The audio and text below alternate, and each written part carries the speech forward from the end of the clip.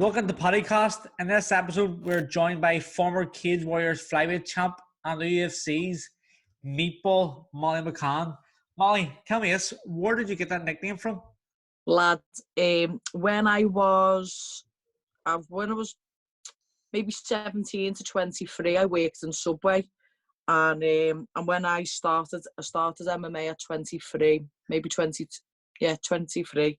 So it's like the last few months of me working at Subway, and I used to work like a night shift and then go straight to the gym in the morning, and the lads used to go, "You fucking stink of meatballs," and then that was it. But you've seen me before, so you know I'm like a stocky little thing anyway. So it just goes, mate. And when I used to box when I was a kid, and my fight name was Molly the Machine, because I'm just like a machine gun. I don't stop. And then, but I think people. Brilliant nickname. I love it. Here, so I want to know basically how you started, not just in MMA, but like in your combat fighting career, basically. Yeah. So, lad, I'm 30 years of age, and when I was 11, how old are you? 33. 33, yeah. So when we was kids, like Bruce Lee was massive. Yeah. Like I grew up and like Bruce Lee was massive, Jean-Claude Van Damme was massive, Jet Li was massive. Mike Tyson was the biggest thing in boxing. Do you know, like when I was just a kid, it was all about combat sports, and nothing really would let women in. I just wanted to box. I was like, "Mom, just let me box, and she's like, "No, your face, your face." So my uncle would bring these VHS tapes home every Sunday, because he'd come and have a roast dinner in my mum's, and he'd bring like Enter the Dragon or like the Kickboxer. And I was like, I want to be like that. So they sent me to karate, because they was like, "You've got too much energy, you do my fucking head in. Get that, go and learn some discipline." And I walked in, lad, and it just weren't a bit of me. It was like everyone was rich because they could all afford the suits, and I just didn't. And I was like, no, I want to do this. And that lasted about a year. And then my mum let me go to kickboxing. And then I just got straight up to the top belt and that. And then I was like, "Mum, it's too... Kickboxing's like tip-toppy." Like, have you seen the Kickboxer with Jean-Claude Van Damme? Yeah.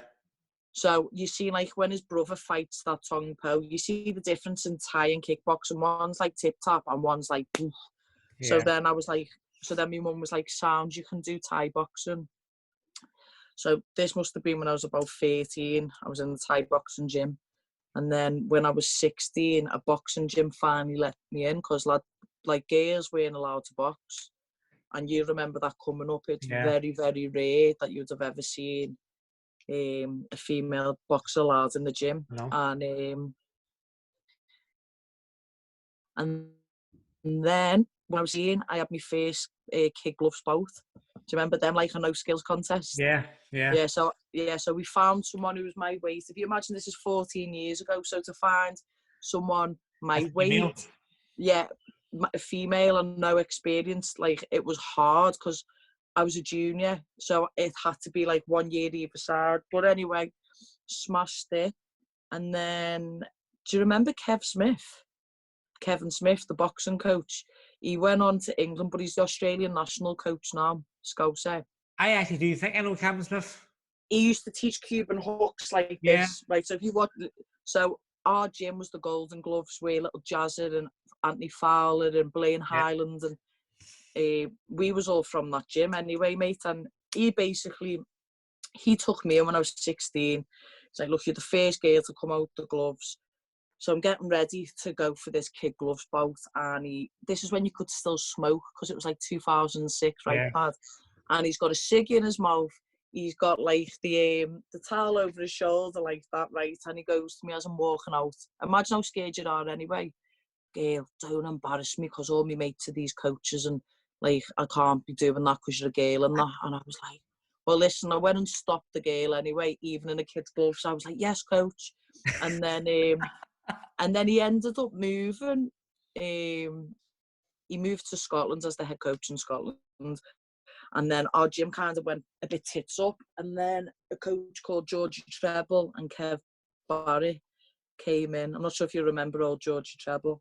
And they took me to an ABA final, and I won the ABAs in my first year. Yeah, and then when I won the ABAs, they announced women's boxing in the Olympics, but my weight weren't there because I was 57. Yeah, because only 3 weeks. 61 was too big, and 52 I couldn't make. So I had to make a decision, mate. And then, so this was 2010. This was, so I was 20, and I just decided to like fuck it off, and I went to uni. And then when I was at uni in 2010, I wasn't an athlete no more, Pad. I just went on the ale. I just went out like and discovered what life is like if you're not an athlete. Yeah. And then when I was 22, just in my last year at uni, I seen this is 2012. No, sorry, in my last year at uni it was 2013. I seen Ronda Rousey win the world title for the first time, and I rang up I sent this guy an email who I knew saying, lad, I want to be like that Ronda Rousey. He went, get the gym tomorrow then. So February 24th, 2013, I joined the gym.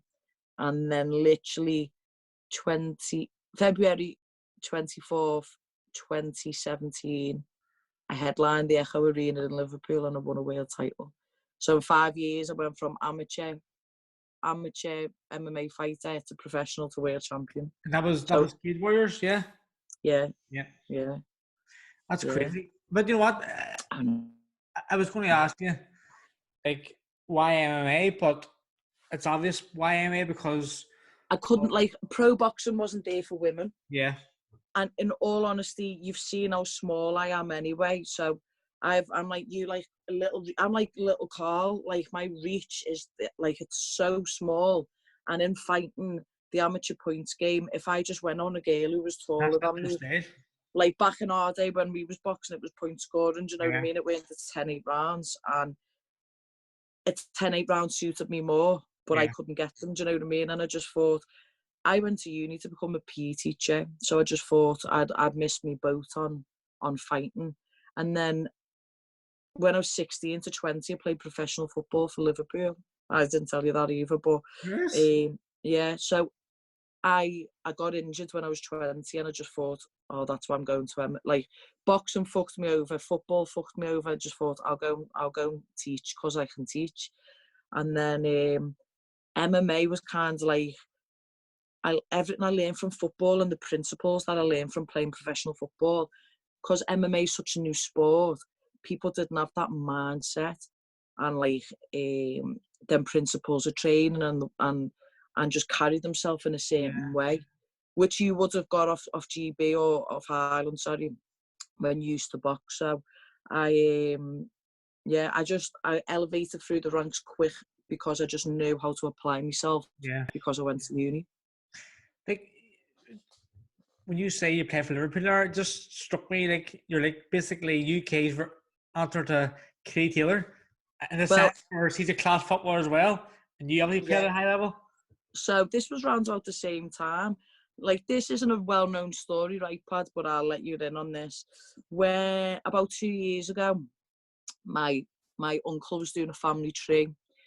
So we've gone to my granddad and my nana from Bray, County Wicklow. Yes. So he's like, my uncle Michael's like working through our family tree, and then he was like, so my uncle's sister is Katie Taylor's mum's mum. So my uncle is Katie Taylor's first cousin, so I'm like Katie's second cousin. And I'm like, it's so mad because I've never met her. I've been to watch her a million times. We've spoke on Twitter. I've never told her this. Do you know what I mean? Like, I've told a few media people, but I just thought, after we've both finished fighting, then I'd like to build a relationship. I don't want to just do it whilst we're fighting, because it just looks like it's disingenuous. It's not real. Do you know what I mean? So Yeah, it's mad because we both live for the like left body, left head, and we both play football. We've both got a widow's peak. It's mad. But it's mad. Like, and we've both ended up on the same. Path. She ended up doing big things in boxing, but I went to the MMA route. Do you know what I mean? So.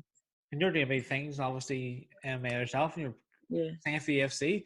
But tell me this, when you were through your early days, even before you were professional, like what did your friends and family say about like pursuing a career? So I was my mum said to me when I played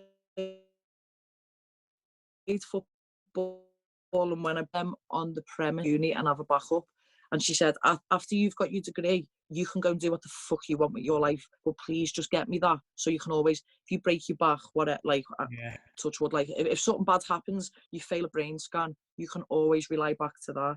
And right? Yeah, and I'd done it in the right way, and everyone, lad, it's the same in Belfast, like, you're football or you're boxing, like, that's what, or you're in the army, like, that's what we all do, you know what I mean? And the whole family was fine. Like, my nan would never watch me fight, ever, but she came to watch me win an ABA title, and she came to watch me win a world title in the Echo. My family never miss fights, apart from if I fight in America, because no one can fucking get in. No one can get in. Yeah. Oh, brilliant. No, the reason that I want to ask that was because, like if there's any other females watching this, hopefully they can take confidence in how you dealt with any negativity, basically, in a male. Oh yeah, like dominated sport. Yeah, like MMA is different to boxing. In boxing, lad, you have a boxing purist, and you know, when you go to the boxing shows, it's a big fat baldy old man who's doing the scores, and he's not even interested in women. He's still thinking, get in the kitchen. And then you come to MMA, and everyone's fighting stigma, and everyone's fighting like pugilism. Like, MMA can sometimes be seen as like a derogatory sport, or a bit like people who aren't aware of how much discipline it takes to learn 8 different disciplines just think, oh, it's just 2 steadheads going in and having murders, when that's not the case. Do you know what I mean? It takes so much time and effort and discipline to understand. So I haven't really faced discrimination in MMA. It was more so in boxing. But we're, to girls who are listening now, we're in a time where you can go and do what you want. You can go and start an Only Fucking Fans page, and no one's going to bat an eyelid. So going into an MMA gym, you sound, do you know what I mean? Like, it's true. I'm over all the time in Belfast, like every week. And like, I go into some gyms in Belfast, and everyone's so lovely to me because they know who I am. Yeah. People are like, you can have free gym membership if you just keep coming back. I'm like, thanks. Like, I'll always go to No Tribe with Ray Ginley. Yeah, Ray Ginley and Mark. Yeah, like, really, really love them. And I was down at the Yard, Curtis's, the Yard, and I went. Go to Gymco, and down at Liam McCourt's little home gym. Yeah. Like, maybe you're off track here, but Paddy the Body. Now, he's a name I always heard, like, being through about when I trained in Liverpool with Di Matthews years ago. Yeah. And this is even before I even heard of Darren Till. How big how big is MMA in Liverpool? No, because it's a city well known for boxers, because it's a great boxer. So MMA is bigger than boxing now, because you have Darren, me, Chris Fishgold, Danny Roberts, Mike Grundy, Tom Aspinall, and I feel like there's one more. To say Chris Fishgold? Yeah. Oh, and Paddy. Paddy's not in the UFC, but them 7, you've got circle, basically. Yeah, but we're at the elite level, and that's very rare. But there was a time when you had the Smith brothers, Tash Jonas, Tony Bellew, Tony Dodson, yeah, Masha, Butler, what's his name, Martin Murray, Rocky Fields, and there was a time when Liverpool was just dominated. Yeah. And I was part of that era where I was an amateur and got to go to every show and watch them, and it was just like you forget how lucky you are. But like they've all aged now, and it's like the new generation's coming up. So Paddy was the biggest thing ever, and then he lost his titles, and then I came up, and then Darren came up, and Darren's just got to the top quicker than what we followed. But like, it's just the new generation of fighting. Like you might watch it now, when you first watch it, just thought, oh, when it goes to the floor, this is absolute pony. But now, since like I think like since Khabib beat Conor McGregor, people respect wrestling and the grappling more. And now I think people just like for me, boxing's kind of dying a death a little bit, and I feel like Eddie Hearn tries to copy everything Dana White does to keep it relevant, to keep people with it. But until boxing's honest, people aren't getting fucking robbed, or people aren't getting sandbagged. Like in MMA, you can evolve. You can't pay a journeyman to come in, because you can't do that in MMA. So when we don't have an old record, if you're like 15-3, that is like, oh my god, like unbelievable. Do you know what I mean? But like, I feel like until boxing doesn't have that middleman ruining it, like the promoters ruin it, I think, in boxing, and then the way like they can propaganda, like build boxing fights up sometimes, and you're just like, he is fucking shit, and you're making them out like that lad who Alvarez fought last, and you're just like, how are you like, I'm not even paying to watch that, I'll stream it illegally tomorrow. Do you know what I mean? Like, I'd pay 30 quid to watch a UFC pay-per-view though, because they're going to war. You get a 50 grand bonus pad if you get fight of the night, knockout of the night, or sub of the night. So imagine that on top of your page, you're fucking going. Do you know what I mean? But here, like, talk me through this, because like obviously I watch UFC, I watch Bellator, I watch a few different things. Maybe it was Cage Warriors, or watched Paul Hughes last week. I think it was in. Like, what ways it work? So how do you actually get into the UFC? Yeah. Okay, so you've got the WBC in boxing is like the creme de la creme. Yeah. So the UFC is top of the pops. Which in MMA, whichever promotion that the belt you're trying to get, you can only fight for them. So if you wanted the IBO belt, you could only fight all your weight category in that one. And it's only when you're released or you're asked to move, you can go somewhere else.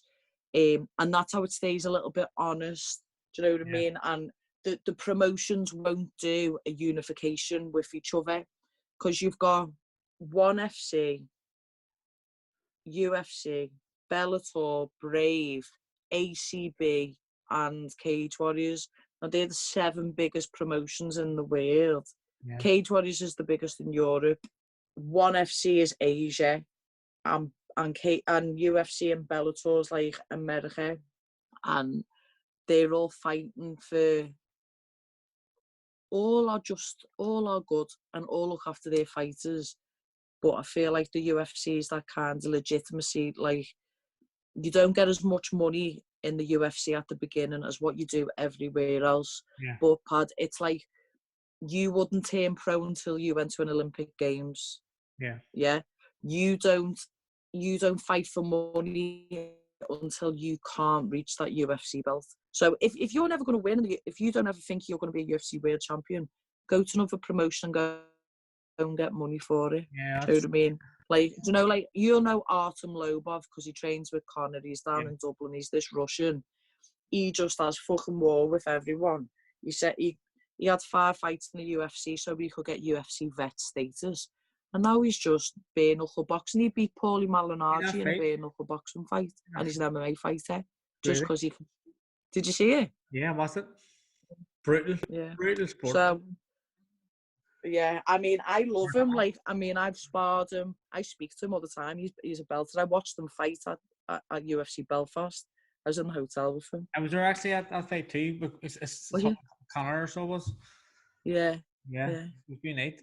Here, so it was, yeah. See, when you signed for the UFC, obviously it's a big deal. How did you feel about it?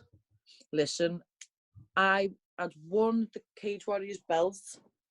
I'm like living it up, right? Because imagine it's your live stream. So that's February. I was told you're not fighting until September. Go and live your fucking life. I'm like that, partying every week. And then the UFC announces 6 weeks' time we're coming to Liverpool. Listen, I had fucking everyone, like, I mean, the media was like, you need Meatball Molly on this. You need Meatball Molly on this. Anyway, my manager has had 96 people sign for the UFC. So he's the nuts. His name's Graham Boylan. He's Irish, he's from Cork. And he goes, listen, love, there's just no way. They've got too many people in your weight division. They can only have so many people in every division. So when a few people get caught, then you'll be in. So I was like, all right. So eating ice cream in an ice cream parlour, just feeling devastated for myself. And then I end up going to London to a Cage Warriors event, and I'm fucking rotten. I'm doing a meet and greet, and I was going, right, anyone who wants a picture has to bring me a pint. So I must have nailed about 15 pints, right, Pad? I'm not joking. Still standing. And then I went and done a media scrum. So I'm trying to not sway. I'm trying to act normal. And you know, when you like spit and feathers and all that. And I just said to someone, I said to one of the media, I just said, I know what I'm worth. I know I know what I can bring to the table. I'm not begging to sit at the table. So if you don't want me, you don't want me. I'm a massive Evertonian. I go to all the games, home and away. They give me a box once a season. They get me involved in all the kit releases. They look after me, promote me fights like I am their daughter. I'm like the female Tony Bellew to them. Brilliant. And the head of Everton gives the UFC a call, and they go, listen, I hear you come to Liverpool. Let's work with us. We're going to pump your UFC. You're going to get so many of our fans, because football fans are loyal. And if they get into fighting, they're hooked. And they said, on the premise that you sign Molly. So I'm pissed out. Yeah. So I'm pissed out of my head at this media do, right? Get a train home, sitting on the toilet. My manager FaceTimes me. I've only been with him last night, so best answer this FaceTime. I can't speak because I've been screaming at the fights all night. Goes, Meatball. I go, yeah. He goes, do you know, we was talking on this fight in September. I was going to get like 50 grand for it, right? Biggest payday I've ever seen, ever. And I was like, yeah. And he was like, you're not getting it. And why? He went, because you're fucking fighting at UFC Liverpool. I was like, ah! He was like, you can't tell no one. I went, lad, I've got the biggest mouth in the fucking northwest of England, and you don't want me to tell anyone. Oh my God. And then, listen, when it got announced, so my walkout tune is Cola by Camel Fat. I'm not sure if you know, it's the song that goes like, she sips the Coke. Yeah. The Cola. And I'd done this big, massive release. There was like a massive, like sign in Liverpool saying, UFC tickets available this Friday. And then that song was on, and I just walked through on the shot, and I went, who's fucking coming? Because I've signed to the UFC. And then Everton done the release. So Everton said, if we push the UFC, can we release that Molly's in the UFC? So they said, yeah. So I'm at Goodison Park with the Everton top, and on the back, instead of saying like McCann, do you know, and like a number, like if I'd signed for them, it said UFC Liverpool, Meatball Molly. and I signed with the shirt, and then it was just next level, lad. And then I'll show you this in the background. So that there, if you can see at the bottom, it just says UFC Liverpool. Yeah, And when I done the media day, they give you one of them to take home, and it was just madness because you've never seen anything like it. It'd be like Mick Conlon fighting in Belfast. That's what it was like. That or Frampton fighting in the Odyssey. That's how big it was for me and Darren. And I was the first Scouser to fight in UFC Liverpool. Do you know what I mean? Like, it was just, I didn't even win because I had £35 to lose in 5 weeks, and it just drained me. But if I didn't take the opportunity, of course, and I knew it was going to be a long, long time until. It's kind of one of them things, stepping in last minute, but you're going to get looked after further down the line. Do you know what I mean? And but like, see, you fighting through your UFC debut in your home city, there must have been serious pressure on you as well. lad, I didn't feel it because I thought, well, the last time I fought at the Echo, I headlined for a world title, and you know what that's like.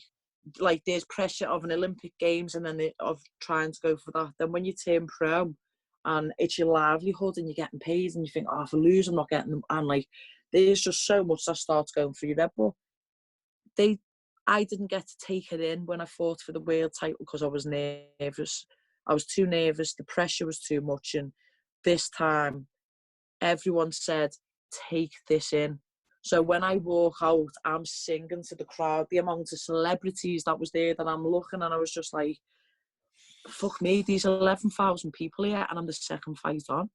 Do you know what I mean? I was like, whoa. And even when I was fighting, everyone screams, sings my name. You just hear like, Meatball, Meatball, or they'll sing like, Molly, Molly, Molly, Molly, Meatball, Meatball. And it's just like, for a girl, like, I remember the UFC just saying, like, we haven't seen people get behind a woman like this. Yeah. Do you know what I mean? It was just a shame I didn't get the win, but it made more for the comeback. And a couple of months, about 8 months later, I fought at UFC London, and then I was the first English woman to win because I got the win on that one. Yeah. So, like, you know, as well, probably more recently as well, you know, you had a call to fight on the UFC Fight Island. Sorry. Yeah. What was that like as an experience? So I was supposed to fight in London in March, and UFC London was the last event to be cancelled because of COVID.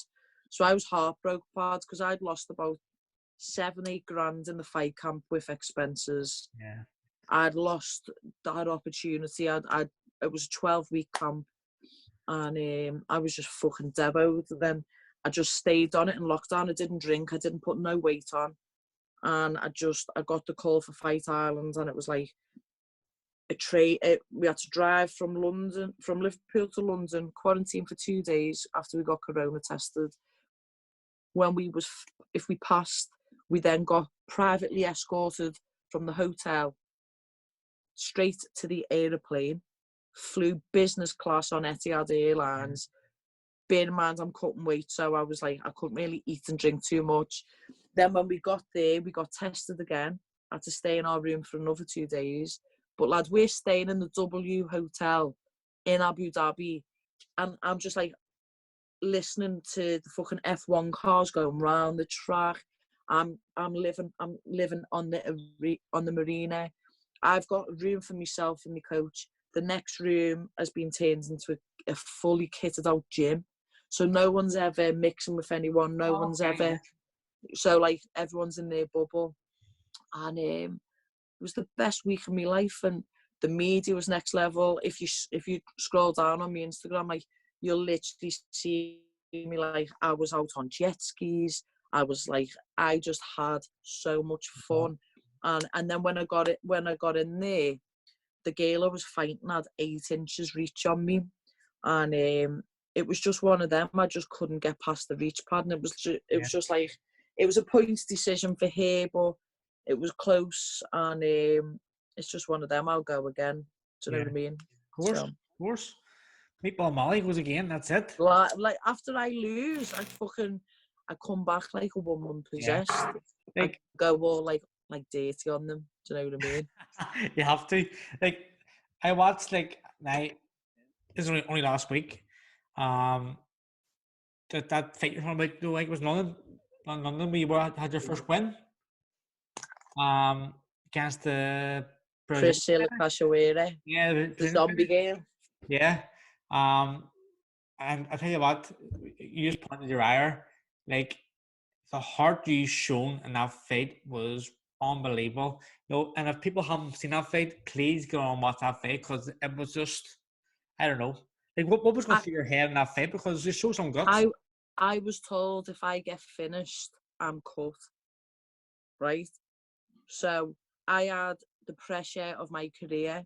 I had the pressure of the nation. I had the pressure of Liverpool. I had the pressure of myself.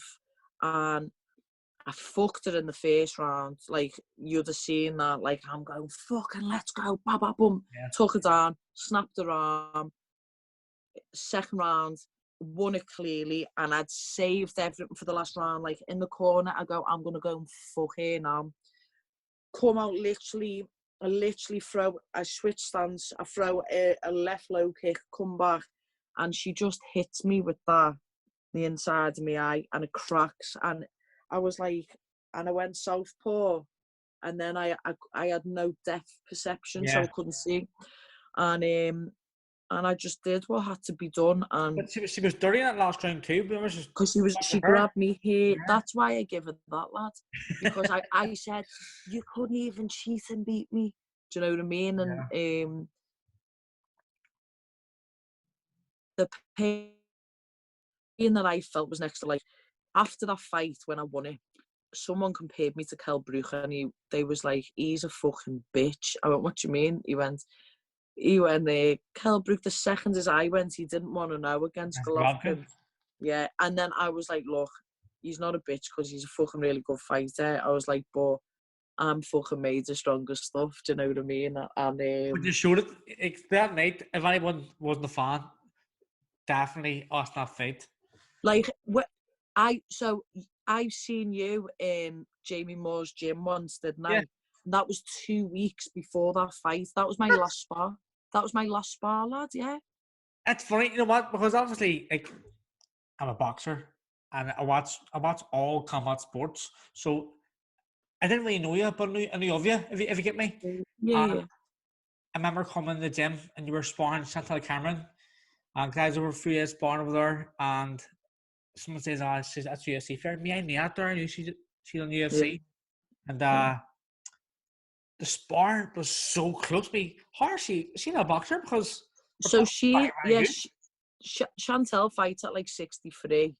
Yeah. And she was about 71 Easy. that day. I was 60 kg. And I just remember, like, my coaches were in Prague because it was UFC Prague that weekend. And we had a lad, Chris Fishgold, in it. And I literally flew to Prague after that sparring session. So my coaches didn't even come. I came on my own because Chantal's me mate, but we'd never trained together. And I went down for a move round, and I just thought, I will never, ever doubt my fucking ability, because I thought, I went to Chantal, like, are we going for it? And she went, yeah. And I thought, fuck. And we done 6 frees. And imagine I was on a proper deficit. It was a Thursday. So I was fucking wrote off because it was the end of the week. And she was fresh to death. And I just remember, like, taking them body shots and taking them shots. But me footwork, I just didn't stop and kept going. And I never forget, Jamie said to me, I've never met a girl with heart like that in my life. He said, you just took it, moved, and come back and stayed composed. And see to put it in perspective as well. No, Sally Cameron is 2 weeks ago. She's a WBC world champion. You know what I mean? So it just shows you the kind of level of boxing skills you actually have. You know what I mean? Yeah, like, it's always been my go-to. So, Pad, being this small, to hit someone and not be hit, I have to get in and get out. Yeah. It's like it, and I don't do it like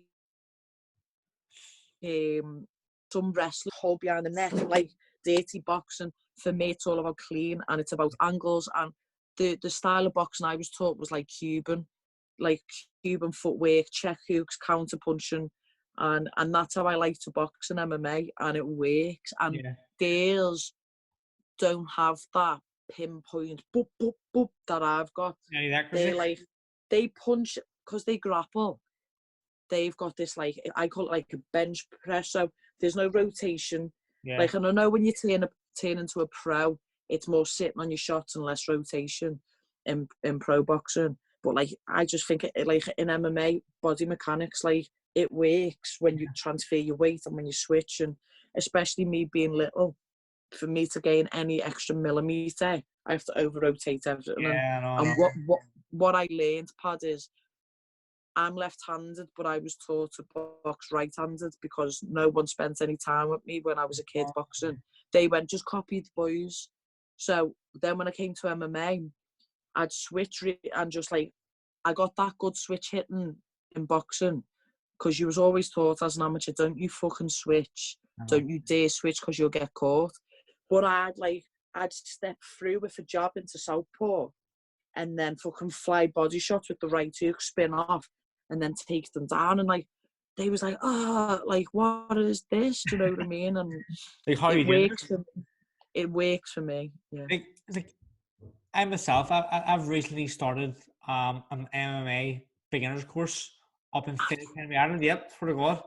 I'm a 4th week now. I must admit, now I've never really appreciated the likes of grappling before. But see, having done. How tired did you get the first live roll? It's totally different to boxing, isn't it? Totally different. I'm doing it with a lad, one of my friends who's massive compared to me, heavier. But like, I say I never appreciate it. But like, see now, I watched it. I know how technical it is. So I watched it on TV. I understand where he's trying to get his back and that there and all that. And lad, it's the first time I went and moved around with MMA fighters to bring the hands on some girls, I was like, that's fucking gay, that on the floor. I was like, you'll never catch me doing that. And the irony in it, do you know what I mean? I was, that's proper gay. And then I got armbarred, and then they went, right, MMA sparring, and I just swing, they take me down and fill me in, and I just thought, fuck. So it took me 6 years, maybe 5 years to get to grip. I picked wrestling up like that, and you'd probably be the same because you're a shorter guy, straight in power double leg. Lift the leg up, kick the leg it's down. Just that's it. I'm down. Like, I think boxers take well to wrestling because it's just like boom, and you can rush it. Whereas jiu-jitsu's slow, and we're not used to slow. So, do you know what I mean? It's like when a grappler tries to learn striking, they're too slow because it's like. But when we do grappling, we rush it and then get swept. And the one thing I will tell you, lad, and you may not, or you may have heard it, is position over submission. So when you start grappling, just think, I need to get myself in a dominant position, then I can attack the submission. Do you know what I mean? It's like just getting into range. And I was working something called butterfly guard today, and it's funny because my coach still gives me analogies in terms of boxing. So there's something called butterfly guard where you put your hooks in, like your feet are like by the bollocks, and then you've got 2 underhooks. And he was like, this is like your guard when you're fighting. Do you know what I mean? And then like he pushed me away, and then he was like, right, that's like your 1-2. And it was funny because he speaks to me in boxing so that I understand grappling. I don't want to say next time we're in Belfast, we can have a wee grapple and say who's the best. But I was watching Carl Frampton's Insta story. I was messaging Christine today. I was like, how funny was it? Was that your gym? Or was that your amateur gym? Or was you just there at the Boston gym? His amateur gym. Yeah. And I was at his amateur gym, And when his little roster and that's like sparring, I was like, because I'm over every Friday, Saturday and Sunday, I was like, I need to get into the gyms when I'm over there. Do you know what I mean? So I'll have to come down. Definitely, 100%. Go down to the gym. We'll bring you down, sure. Yeah. As well, as a female, cutting weight. How difficult is that there? Because it's different compared to men. Like, do you sweat off? Yeah. Do you skip, just skips, salt bath or sauna? Sometimes all three. Anything. Yeah. So from boxing, I used to do the same. And then when I got beat in the UFC, I had, do you remember like Mick Conlan came over to Liverpool and had all of his weight cutting stuff done, and Rocky Fielding used to do the same? Yeah. I have that. So I lie on that DEX machine. It tells me what my metabolic rest and heart rate is. So how much food I'm allowed a day in order to lose £2 a week. And my camp, I'll normally start at 65 kg, maybe 66. I'll diet to 60 kilo, and then I'll cut 3 kilo and water on fight week. But basically, I water load. Do you water load? No. So I water load, and that takes 2 kg off me. And then the day before the fight, I have breakfast, don't eat, and then I wake up on weight. And when I fought at UFC Liverpool, fight week I was 64 kilo, and then I got down to 57.8. So fight night, the day before weigh-in, I lost 14 pounds. I had 11 baths and 2 hours in the sauna, and I still missed weight by 500 grams. Like your weight cut is more basically extreme than mine because it's done more in a shorter window. Like my weight, so I would start camp at 64 and a fight at 50.8. Like, but 14k. It's ridiculous. So I like 10 days out, I'm 10 kilo over, and like I'm skinny and all, like, but just eating properly and like my nutritionist gives me a set plan, and it's very, very good. Like, you know, you say eating breakfast before weighing, it works. Yeah, like when science was brought in and when I literally had these tests done, they was like, this will happen if you do this. There's no ways around it. Yeah. And I done it, and that was the case. And then, lads, my performance, the first time I'd never, ever had to cut weight was UFC London. That was the best performance of my life. And do you know, like they say, like, if you're fit, you've got a good chin. Like, you won't get rocked or you can recover quicker. I genuinely believed, because I was so carved up, because I was so refueled, because I hadn't depleted myself. Yeah. That's why I could push through when I hit my eye. Like, all my adrenaline and everything went to my eye, but my body was still fine because I was so finely tuned. Like, I was so conditioned. You didn't care whatsoever in that fight? No, listen, I made history last year. I was out of the whole UFC, I landed the second most significant shots. This is out of men and women, and this is out of a world title is 5-5s. I only fought 3-5 rounds that year, and I landed over 450 significant shots. So 450 punches clean to the face. Do you know what I mean? I don't know. Yeah, and like after losing that last fight, I went in there like composed and too countery and too like I've worked the whole fight on not being overly aggressive. Just do you know when you get to that world title fight, lad, and you just react? You don't really have to establish yourself or be messy or rush anything. Yeah. You're there. That's where it was. And in sparring, I was dropping all the lads. I was there. And then fight night, I just wasn't able to get the game plan off. And I just said to my coach, the whole team sat down and went, there's nothing else we could have done. There's nothing else. So we just pick up and move on. And I said, I am going to be, forgive me French, a nasty cunt the next time I get in there. It's not going to be like, it's going to be like UFC London, but on steroids. Like, I'm not going to take steroids, but you know what I mean? Like, I am going to be that times 10. And I'm just going to go in and not go out swinging, but just from the first bell, she's going to be dancing to my drum, and I'm not going to be dancing to hers. Do you know what I mean? Yeah.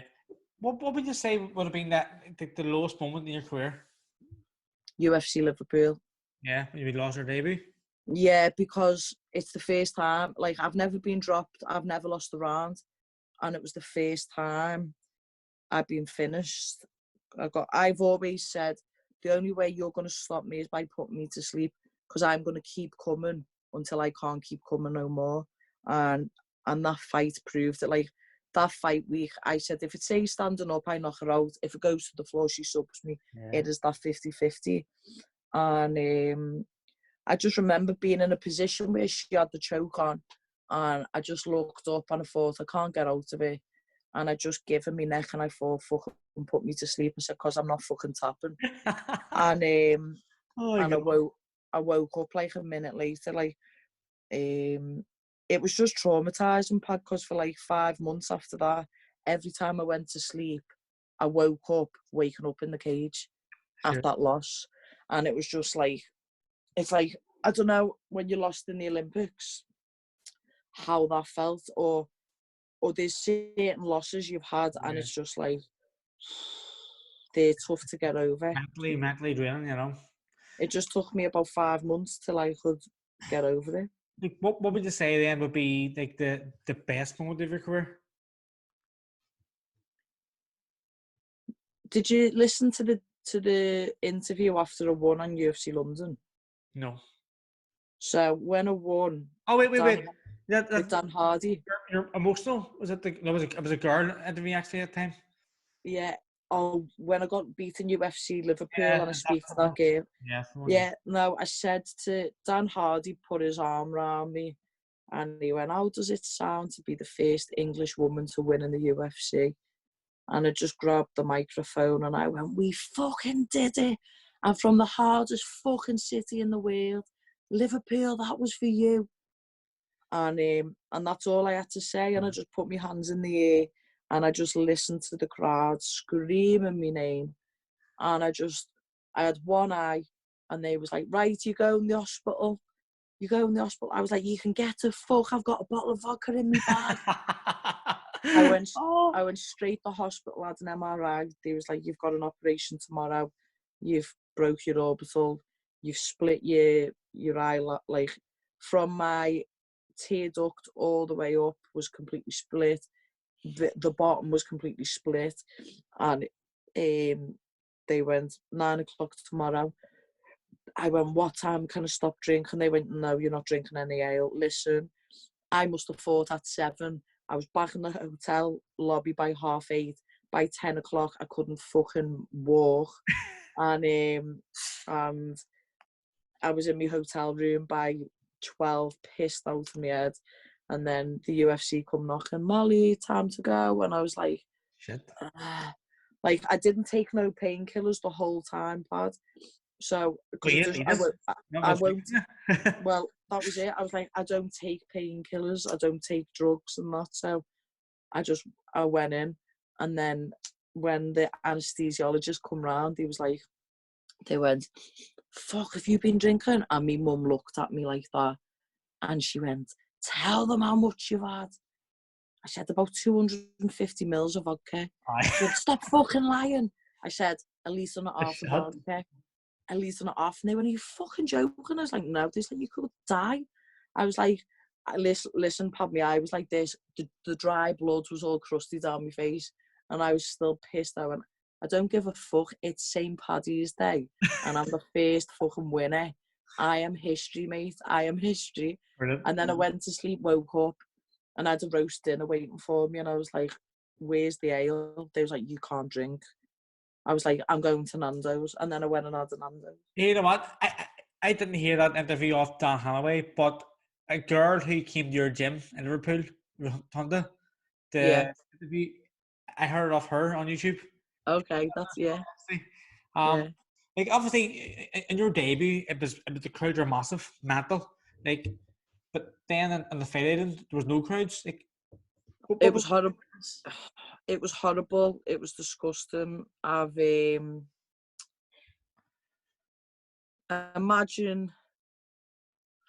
going back to amateur boxing, and it's a Tuesday night and just no one's got time to come and watch. Like, I won an ABA title in front of like 3 of my family came.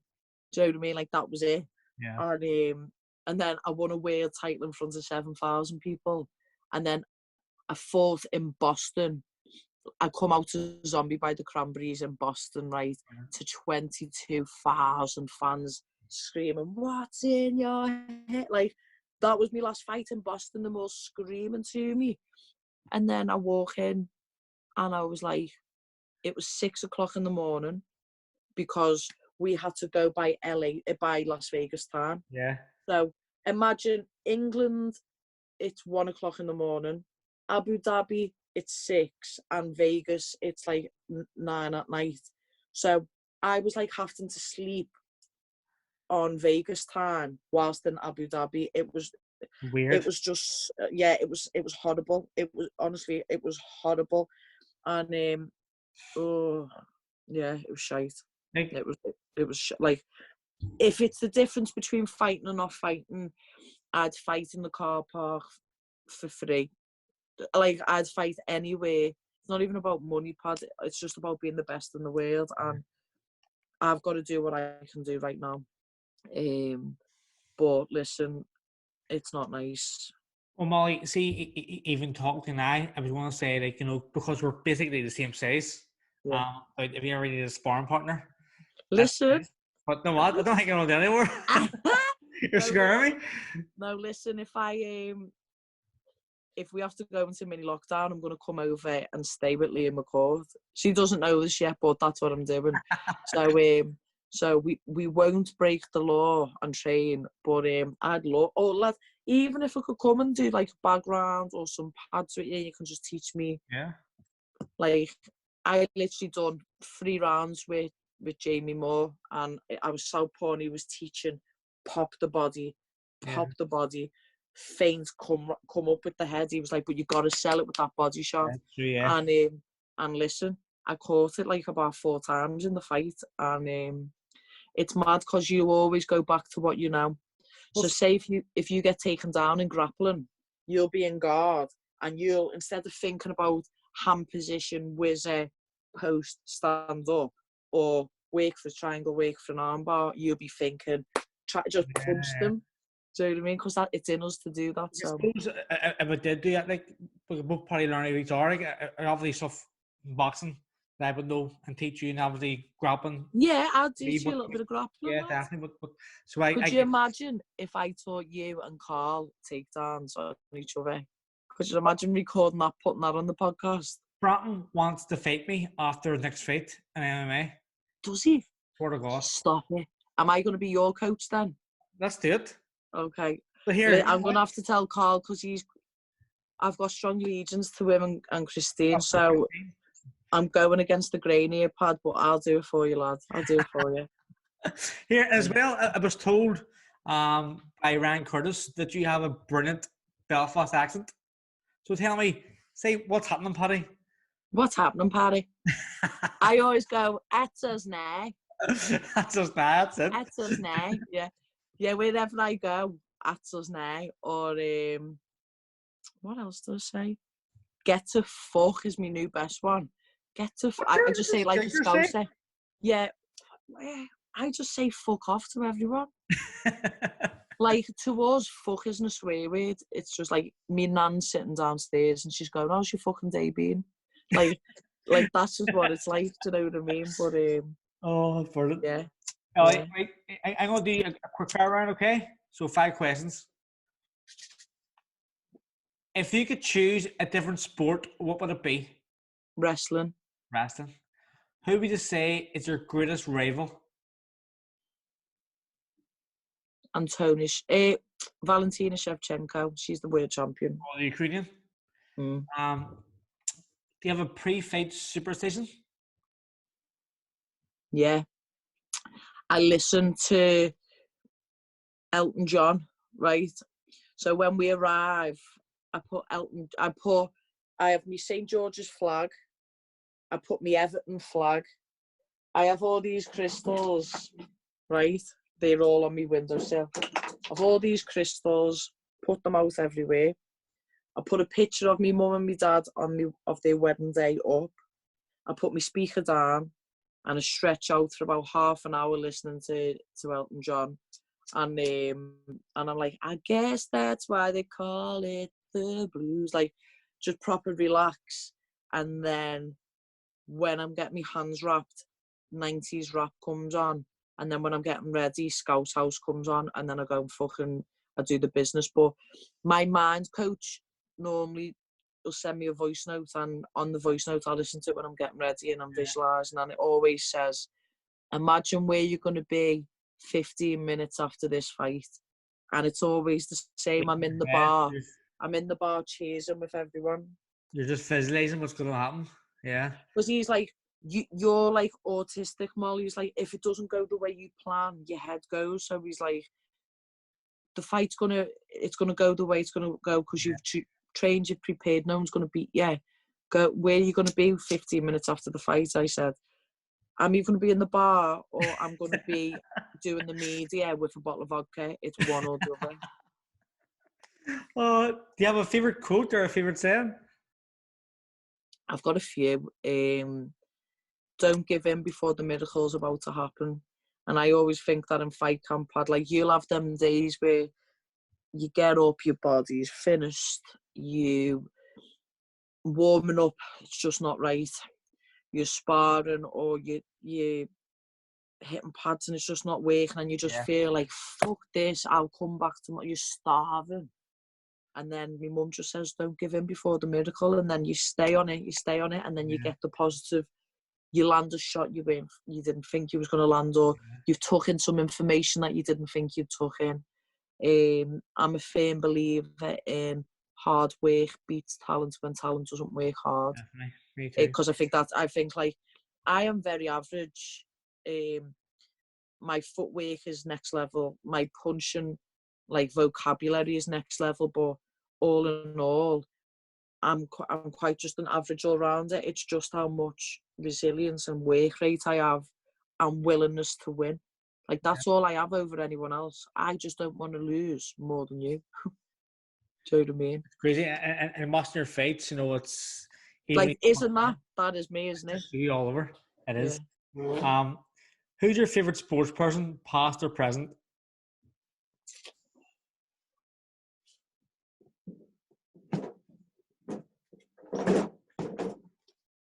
Bruce Lee. Yeah. Or is that Jackie Chan? No, it's Bruce Lee. So it's wisdom for daily living. So every day I wake up and I look at his philosophies. Okay, yeah.